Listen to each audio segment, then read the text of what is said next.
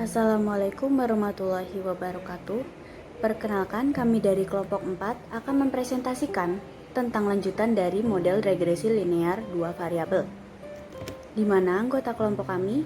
Yang pertama, ada saya sendiri, Hanafia Ramadhani dengan NPM 1801010026, lalu ada Rohmat Sigit dengan NPM 0027, lalu ada Bagus Saputro dengan NPM 0039, lalu ada Nur Ita Ariansi dengan NPM 0049, lalu ada Renti Safitri dengan NPM 0053, lalu ada Aliza Patricia dengan NPM 0062, lalu ada Bayu Hermawan dengan NPM 0065, dan yang terakhir ada Rizky Nova dengan NPM 0069.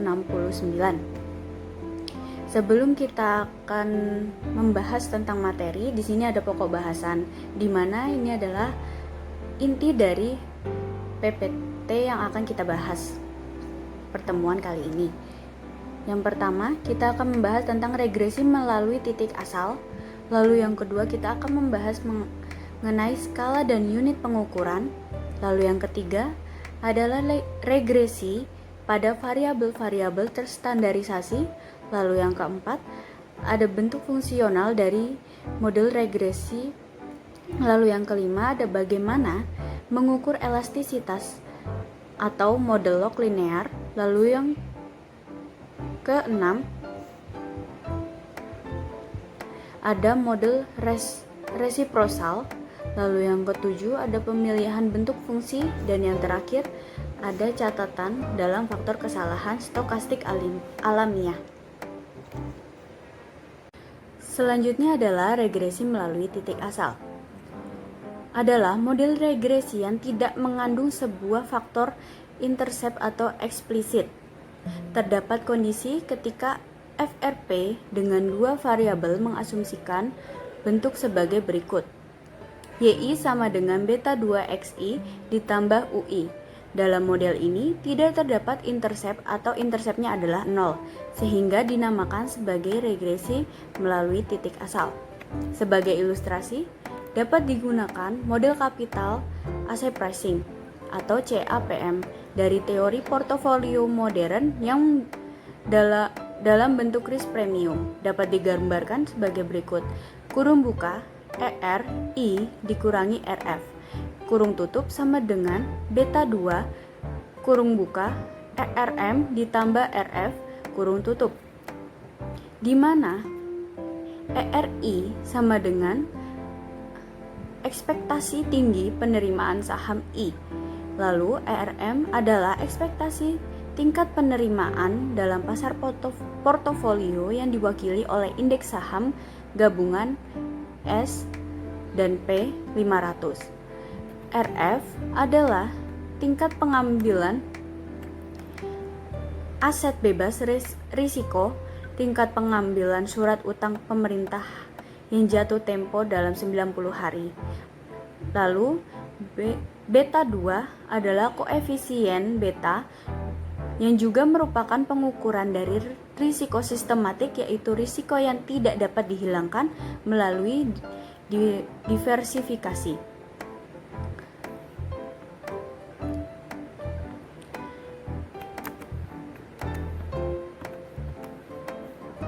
Jika pasar modal berjalan secara efisien, CAMP menetapkan bahwa ekspektasi risk premium dari surat berharga ER kurung buka ERI dikurangi RF sama dengan nilai dari koefisien B surat berharga dikalikan dengan ekspektasi risk premium pasar ERM kurangi RF. Jika dalil CAMP terjadi, kita berada pada situasi yang digambarkan pada ERI dikurangi RF sama dengan beta I ERM kurangi RF. Selanjutnya akan dilanjutkan oleh rekan saya. Saya Rohmat Sigit akan melanjutkan slide berikutnya, yaitu garis pasar sekuritas atau security market plan atau disebut SML, adalah garis yang menghubungkan tingkat return harapan dari suatu sekuritas dengan risiko sistematis. Dalam grafik ini kita bisa melihat garis SML. Garis ini merupakan premium risiko dari sekuritas secara individual dengan pasar. Kemudian di sini ada beta, yaitu yang mengukur ukuran kontribusi sekuritas individual terhadap varian portofolionya. Kemudian kita juga bisa lihat sekuritas market land dapat dijadikan patokan penilaian suatu sekuritas, karena sekuritas market land dapat menghitung required rate of return untuk mengkompensasi risiko yang melekat pada suatu sekuritas. Itu bisa dijadikan benchmarking apakah dia di atas seperti market lainnya untuk menentukan undervalued stock atau overvalued stock. Yang berikutnya yaitu koefisien R kuadrat untuk model regresi melalui titik asal. Kita bisa menghitung apa yang disebut sebagai raw R kuadrat untuk model ini, yang didefinisikan sebagai raw R kuadrat sigma XI kali YI pangkat 2 dibagi sigma X kuadrat I kali Y kuadrat I. Walaupun raw R kuadrat ini memenuhi hubungan 0 kurang dari R kuadrat dan R kuadrat kurang dari 1, hal ini tidak bisa secara langsung dibandingkan dengan nilai R kuadrat konvensional. Kemudian akan dilanjutkan oleh teman saya. Skala dan unit pengukuran. Sepatah kata tentang interpretasi. Koefisien kemiringan secara sederhana menunjukkan tingkat perubahan. Hal ini terukur dalam unit rasio, satuan dari variabel dependent per satuan dari variabel independen. Selanjutnya yaitu regresi dari variabel-variabel terstandarisasi. Satuan regresan dan regresor mempengaruhi interpretasi dari koefisien regresi. Hal ini sebenarnya dapat dihindari jika kita menyatakan regresan dan regresor sebagai variabel yang terstandarisasi.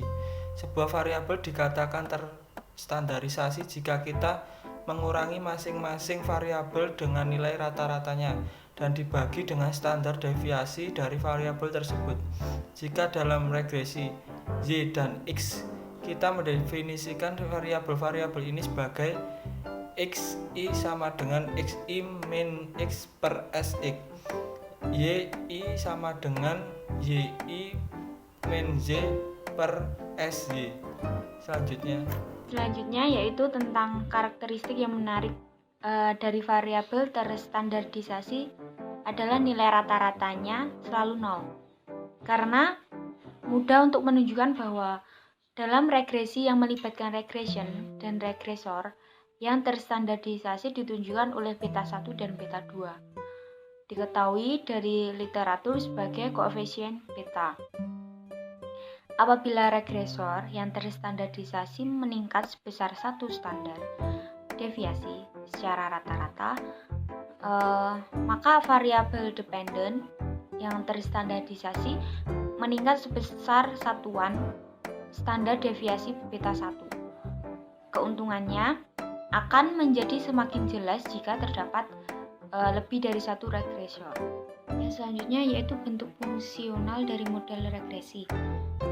Kita akan mempertimbangkan beberapa model yang sering digunakan dalam model regresi yang mungkin tidak linear dalam variabel, tetapi linear dalam parameter, atau akan diciptakan model yang seperti ini dengan melakukan transformasi terhadap variabel khususnya. Nah, kita akan mendiskusikan model regresi berikut. Yang pertama, model log linear, yang kedua model semi-log, yang ketiga model resiprokal, yang keempat model logaritmi resiprokal. Assalamualaikum warahmatullahi wabarakatuh. Saya Renti Safitri, NPM 0053, ingin menjelaskan tentang bagaimana mengukur elastisitas model log linear. Perhatikan model berikut yang dikenal sebagai model regresi eksponensial dengan rumus YI sama dengan B1 XI pangkat B2 E pangkat UI. Dalam model regresi dengan dua variabel, cara yang paling sederhana untuk memutuskan apakah model log linear sesuai dengan data adalah dengan memplotnya ke dalam scattergram in YI terhadap in XI dan melihat apakah titik yang tersebar mendekati garis lurus. Yang selanjutnya adalah model semi-log atau model log-lin dan lin-log. Yang pertama, bagaimana mengukur tingkat pertumbuhan model log-lin. Anggap kita mengetahui tingkat pertumbuhan pengeluaran jasa per orang tua untuk data yang diberikan pada tabel 6.3. Anggaplah YT melambangkan pengeluaran konsumsi jasa pada waktu T dan Y0 adalah nilai awal dari pengeluaran jasa.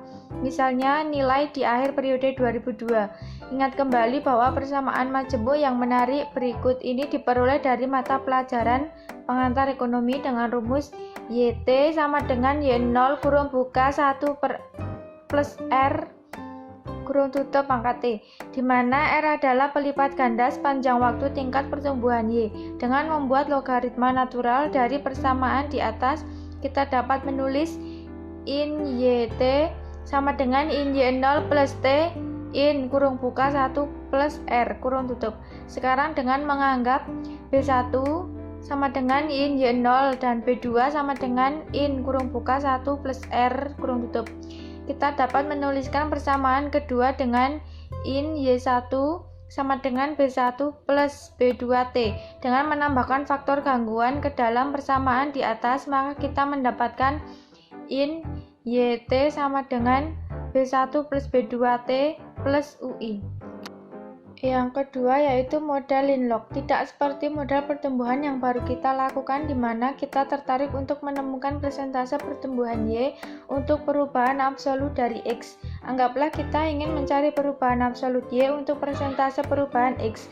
Persamaan yang dapat digunakan untuk tujuan ini adalah in YT sama dengan B1 plus B2 in X1 plus UI1. Untuk tujuan deskriptif, kita dapat menyebut model ini sebagai model lin-log. Interpretasikan koefisien kemiringan B, yaitu dengan B1 sama dengan perubahan pada Y per perubahan pada in X sama dengan perubahan pada Y per perubahan relatif pada X. Yang selanjutnya adalah model resiprokal. Model resiprokal ini memiliki beberapa karakteristik. Jika X meningkat dalam waktu yang tidak terbatas, nilai beta 2 atau 1 per X itu akan mendekati 0. Nah, beta 2 itu adalah bilangan konstan. Dan Y mendekati nilai batas atau nilai asimptotik beta 1. Oleh karena itu, model ini telah memasukkan nilai asimptor atau nilai limit yang akan diambil oleh variabel dependen ketika nilai variabel X itu meningkat secara tidak terbatas. Nah, seiring dengan peningkatan PNBP, salah satu hal yang diharapkan adalah penurunan angka atau nilai CM. Karena orang akan memiliki kemampuan untuk mengeluarkan biaya lebih demi menjaga kesehatan. Dengan asumsi semua faktor lainnya tetap konstan. Yang selanjutnya adalah pemilihan bentuk fungsi. Pilihan terhadap suatu bentuk fungsi yang khusus mungkin akan relatif mudah dalam kasus dua variabel karena kita dapat memplot variabel dan mendapatkan gambaran kasar tentang model yang tepat. Nah, pilihan itu akan menjadi lebih sulit saat kita mempertimbangkan model majemuk yang melibatkan lebih dari satu regresor. Tidak disangkal bahwa keterampilan dan pengalaman dibutuhkan dalam memilih model yang tepat untuk estimasi empiris. Baik, di sini saya Bayu Hermawan akan melanjutkan presentasinya. Ada beberapa garis pedoman yang dapat diberikan, yaitu pertama adalah teori dasar. Misalnya kurva Phillips dapat menyarankan penggunaan bentuk fungsi khusus tertentu. Yang kedua adalah hal ini adalah latihan yang baik untuk mendapatkan tingkat perubahan.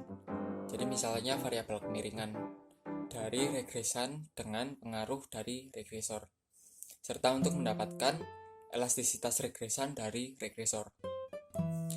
Lalu, koefisien dari model yang dipilih seharusnya memenuhi ekspektasi dugaan tertentu. Jadi sebagai contoh, jika kita mempertimbangkan permintaan untuk otomobil sebagai fungsi dari harga dan beberapa variabel lainnya, seharusnya kita mengekspektasikan nilai koefisien yang negatif dari variabel harga. Yang selanjutnya adalah terkadang lebih dari satu model yang mungkin cocok dengan data yang dimiliki. Dalam kurva Phillips yang dimodifikasi, kita menemukan bahwa baik model linear maupun bentuk model resep koral dapat digunakan untuk data yang sama. Secara umum seharusnya kita tidak menekankan pada ukuran R kuadrat dalam pengertian R kuadrat yang lebih besar. Artinya di sini adalah R kuadrat model yang lebih bagus. Selanjutnya adalah dalam beberapa situasi mungkin tidak mudah untuk menetapkan sebuah bentuk fungsional khusus, di mana pada kasus tersebut kita bias menggunakan suatu metode transformasi yang dikenal sebagai box-plot. Slide selanjutnya yaitu catatan dalam faktor kesalahan stokastik alamiah.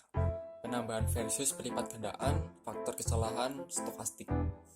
Mengingat model regresi berikut ini, di mana sama dengan persamaan YI sama dengan beta 1 kali XI pangkat beta 1 kali E pangkat XI, tetapi tidak dengan faktor kesalahan, yaitu YI sama dengan beta 1 kali XI pangkat beta 1. Untuk tujuan estimasi, kita dapat menyatakan model ini dalam 3 bentuk yang berbeda.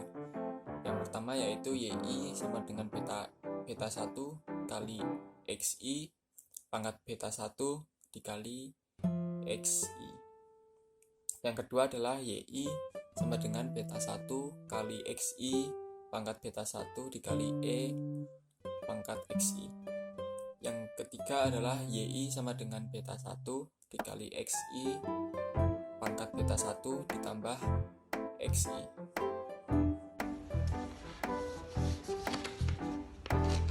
Slide selanjutnya yaitu berikan logaritma di kedua sisi pada persamaan tersebut. Kita dapat merumuskan dengan rumus yang sudah tertera di PowerPoint di atas, di mana A sama dengan in B1. Model seperti persamaan Y1 sama dengan B1 X2 B1 kuadrat U adalah model regresi yang pada hakikatnya linear atau dalam parameter, dalam pengertian bahwa dengan mentransformasikan model menjadi bentuk log yang pantas dapat menjadikan model menjadi linear dalam parameter A dan B. Catatan model ini adalah non-linear dalam parameter B1, akan tetapi persamaan Y1 sama dengan B1 X1 B1 kuadrat plus U.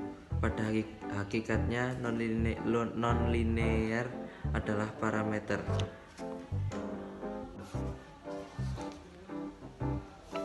Selanjutnya, seperti analisis yang telah ditunjukkan sebelumnya, kita harus sangat hati-hati terhadap faktor kesalahan ketika melakukan transformasi model untuk analisis regresi. Model ini adalah model regresi yang nonlinear dalam parameter, dan model ini perlu diselesaikan melalui perulangan dengan komputer. Persamaan ini seharusnya tidak memiliki masalah dalam suatu estimasi. Untuk menyimpulkannya, berikan perhatian yang lebih untuk faktor gangguan jika mentransformasikan model untuk analisis regresi. Sebaliknya, aplikasi buta dari OLS untuk mentransformasi model tidak akan menghasilkan model dengan sifat statistik yang baik. Sekian presentasi dari kelompok kami. Bila ada kekurangan, mohon maaf. Terima kasih.